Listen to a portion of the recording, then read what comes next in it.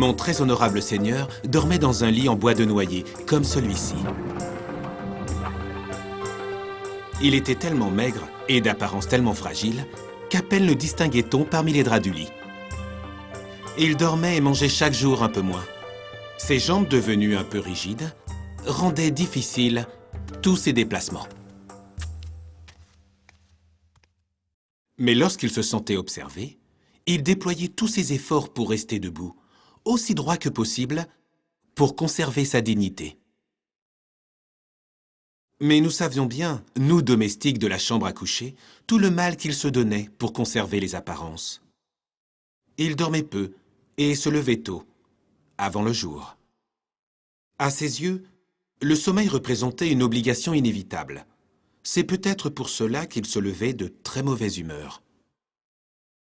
Toutefois, jamais il ne montrait aucun signe d'irritation ou de colère. Pour lui, ils étaient signes de faiblesse, et il se gardait bien d'en faire preuve.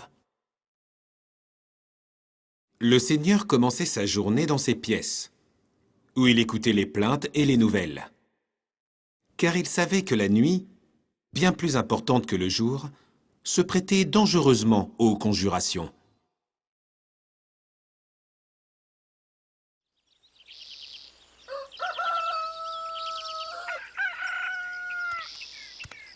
Lorsqu'il sortait de son logement, chaque matin, tous les domestiques de la maison lui souhaitaient la bienvenue.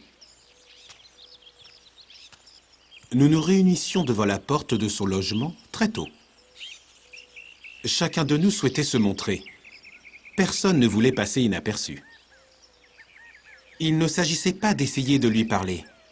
Non, rien de cela. Je le dirai simplement. Nous souhaitions tous que le Seigneur nous accorde un simple regard.